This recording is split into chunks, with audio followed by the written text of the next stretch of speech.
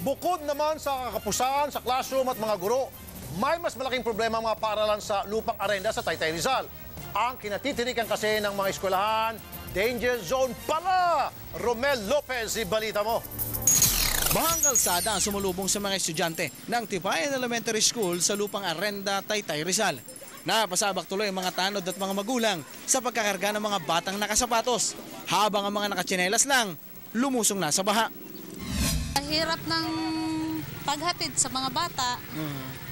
Pagka araw-araw na pasok nila, kailangan buhatin mo sila. Ang katabi naman ng Tipayan Elementary School na Arenda Elementary School, kulang naman ang mga classrooms. Kaya mahigit 2,000 estudyante pinagkakasya sa 14 lang na silid-aralan. Ang iba tuloy sa pasilyo na nagkaklase. Hinati rin sa 3 ang shift ng pasok pero kapos pa rin sila sa mga guro.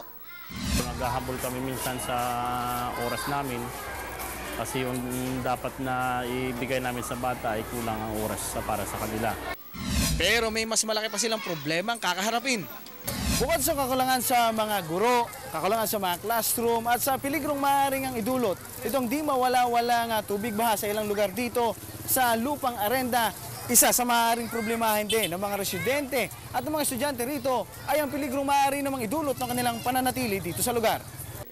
Pasok kasi ang 2 paaralan sa 270 hectares na lupa ng baybayin ng Laguna de Bay na dineklarang peligroso noong taong 2009 dahil yan sa liquefaction o paglambot ng lupa dahil sa pagkakababad nito sa tubig.